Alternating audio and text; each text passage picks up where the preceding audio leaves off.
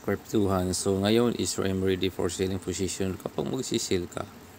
Kapag ganito, dahil nga sa sa bigger higher time frames which is 1 day, nakikita mo nagre-rectangular na itong pattern na to. Always see the pattern kasi teka lang. So ngayon is meron na tayong selling position. Ito nakapag-execute na tayo. Bakit nga ba ako nakapag-sell? Kagabi is nakapag-buy tayo. Ngayon is nakapag-sell. So the biggest question is bakit ako nag-sell? Kunin ko muna itong drawing para mas ma-clear. So ayun, ito na. Meron na tayong drawing. So in this regards, pumalo na dito yung price. Ang kagandahan pala dito si Bitget, kapag magsisell ka is meron dito itong blow, itong red na to. Ayun. Pindot ko na. Punta tayo sa maliit na time frame, which is 5 minutes time frame. Okay, continuation yung price. Pero ito na yung nakikita ko. You see this resistance at ito. Pero ni-recover niya within this area. Hindi niya pa ito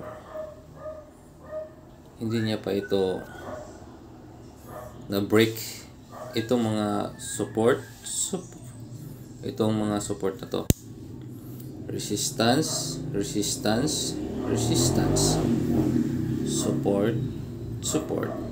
Dito is nag-block siya. So it means there's a probability na paapa yung market. Pero mahina na siya. Napakahina na yan. So kaya ako nag-sell dyan.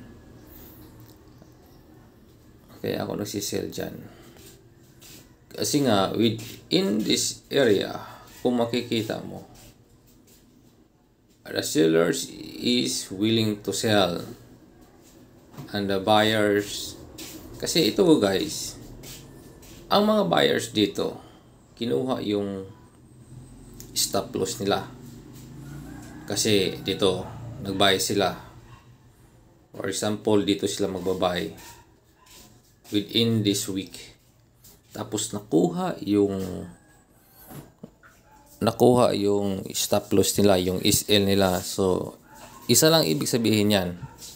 Kapag nakuha yung SL nila, is magsisell din sila. Yun po, yun. Dito, yung mga sellers willing to sell. The seller is willing to sell within this area. Then the buyer is willing to buy. But the scenario is umakyat yung price. So it means na hit yung SL nila. So in these regards, magsisell sila. Kaya the seller is going to sell and the buyer is going to sell. Yun. Ito yung explanation ko dito. Pero pwedeng umakyat ito. Dahil nga sa bigger time frame, ito yon. Ito yung sinasabi ko na nag-rectangular. Within this area, the buyer is willing to buy. And the seller is willing to sell. Ito yan. Nakikita nyo ba? Hindi niya pa yan nabibreak eh. Meron pang space. Meron pang kailangan i-solve within this area. So kaya ako nagsisell. So hope na naintindihan nyo. So yun lang. Yun lang Cryptuhan. Nga pala kapag meron kang naintindihan dito sa sinasabi ko is alam mo na. Suportahan mo to. Suportahan mo tong video na to. At maraming salamat sa pagsuporta mo. Yun lang. Thank you.